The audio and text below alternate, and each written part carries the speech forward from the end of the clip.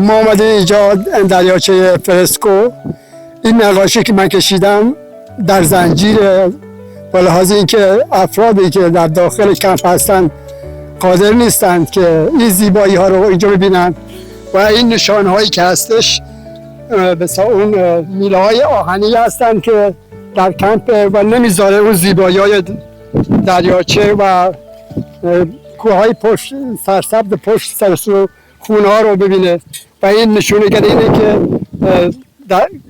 اعضا در کمپ گرفتار هستند و در برابر زیبایی ها طبیعت و در جامعه بودن در پشت میله های کمپ اشرف هستند، اشرف سی.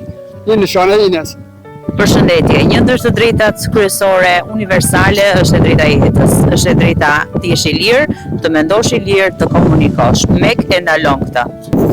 سلام خدمت دوستان.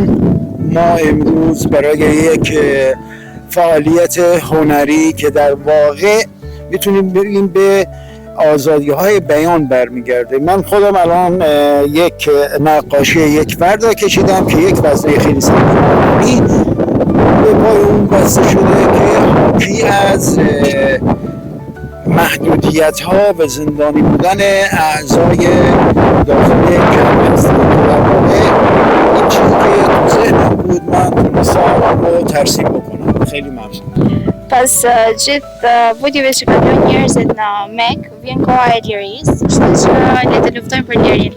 Përshëndetje, në fakt piktura ime ndoshta lë shumë për të dëshiruar sepse nuk kam shumë talent me pikturë, por në mënyrë simbolike jam munduar që të demonstroj kohën e humbur të gjithë anëtarëve brenda organizatës Mujahedine dhe pritjen e kohës së gjatë që kanë kaluar mbi 30 vite që presin të takojnë familjarët e tyre në shtëpitë e tyre në Iran. Sigurisht aktiviteti ditën e sotme mbaroi me sukses, të gjithë kaluam shumë bukur, edhe shpresojmë që ata që do jenë interesuar të bëjnë këto qoftë anëtarët brenda për brenda, do mundohemi që me të ardhurat që do blejmë që do blejmë këto piktura ose do shesim, do i mbledhim dhe do t'i ofrojmë pak ushqimore një familje ose më shumë familjeve në nevojë. Faleminderit. Përshëndetje, me pikturën time dua të tregoj që jo çdo gjë është e zezë, por ka dhe ngjyra jashtë asaj dritareje, që për juve është burg, jashtë asaj dritare është liria. Aty jashtë është familja juaj, prandaj duhet të dilni dhe të kërkoni familjet tuaja.